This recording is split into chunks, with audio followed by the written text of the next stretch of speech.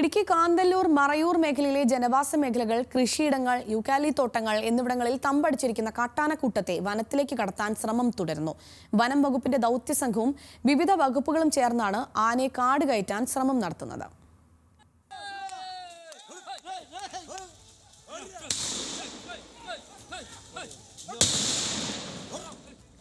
മറയൂർ വേട്ടക്കാരൻ കോവിലിൽ നിന്ന് പെരടിപ്പള്ളം ഭാഗം വരെ 3 ആനകളെ വനത്തിലേക്ക് കടത്തിവിടാൻ ശ്രമിച്ചെങ്കിലും 2 എണ്ണം മാത്രമാണ് കാട് കയറിയത്.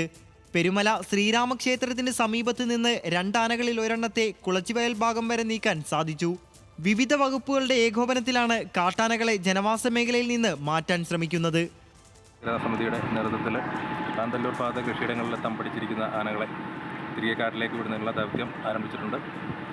മറയൂർ സെൻട്രൽ ഡിവിഷനിലെയും ചിന്നാറിലെയും ഷോല നാഷണൽ പാർക്കിലെ സ്റ്റാഫുകളും RRT സ്റ്റാഫുകളും പോലീസ് സ്റ്റാഫുകളും പഞ്ചായത്തിലെ വാർഡ് മെമ്പർമാരും എല്ലാവരും ദൗത്യത്തിൽ പങ്കെടുത്തു വരുന്നു.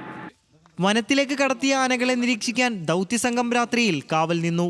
കാട്ടാനകളെ വനത്തിലേക്ക് കയറ്റാനുള്ള ദൗത്യത്തിൽ വനം വകുപ്പ് ഉദ്യോഗസ്ഥർക്കൊപ്പം പഞ്ചായത്തിന്റെ ജനജാഗ്രതാ സമിതി അംഗങ്ങൾ, ആരോഗ്യവകുപ്പ്, പോലീസ്, നാട്ടുകാർ എന്നിവരുമുണ്ട്. ഇന്നും ദൗത്യം തുടരും. ന്യൂസ് മലയാളം, ഇടുക്കി.